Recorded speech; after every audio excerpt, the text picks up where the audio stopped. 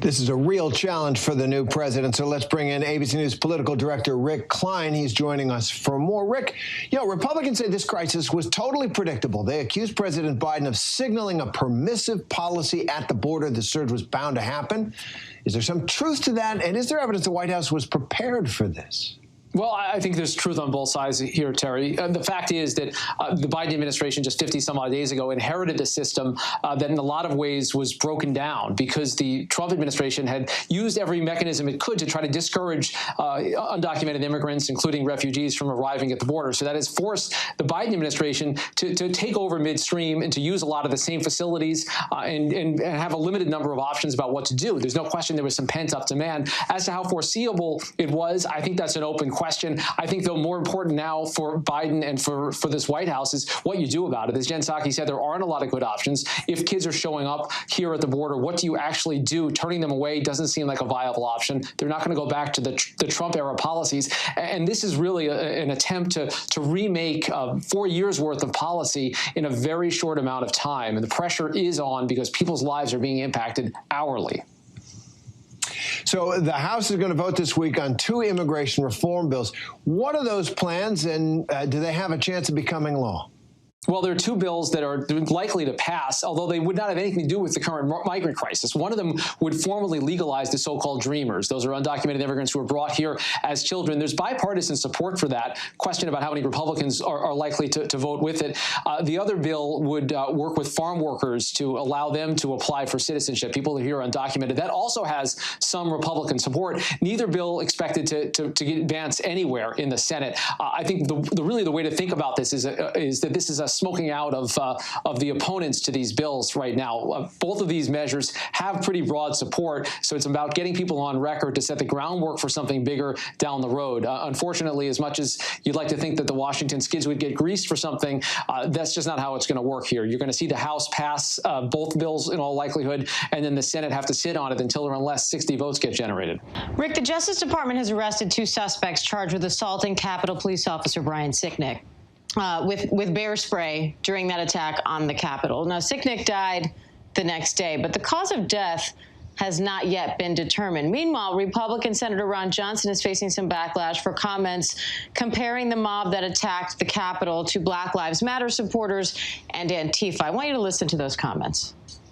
I knew those are people that love this country, that truly respect law enforcement, would never do anything to break a law. And so I wasn't concerned. Had the tables been turned and President Trump won the election, and those were tens of thousands of Black Lives Matter and Antifa protesters, I might have been a little concerned.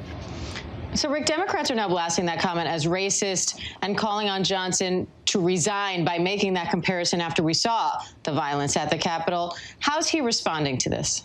Well, he's not going to resign. He's responding with statistics that show more propensity for Black Lives Matter and Antifa-inspired protests to erupt in violence, although the authors of the study that he appears to be citing say that the numbers are being taken badly out of context. And I think more broadly, to the point about the Capitol riots, you're seeing an attempt by allies of the president, a former president, to rewrite the history, to ignore the actual evidence of what happened, what they all witnessed, what they all felt, the way that everyone's at the Capitol had their actual lives in danger, and try to suggest that maybe it really wasn't that bad because of the political motivations of the people out there in the crowd. Obviously, that is contrary to the facts. The people who were there, many of them were violent thugs. They were out to do lots of harm. And I'd also add that the attitude of maybe this is not so threatening has a lot of folks on the left continuing to be suspicious about why there wasn't more armament at the Capitol, why there wasn't a greater police presence. Is it because these were primarily white protesters who were supporters of President Trump? If this had been predominantly minority crowd, if this had been a crowd that was marching on a Black Lives Matter type of event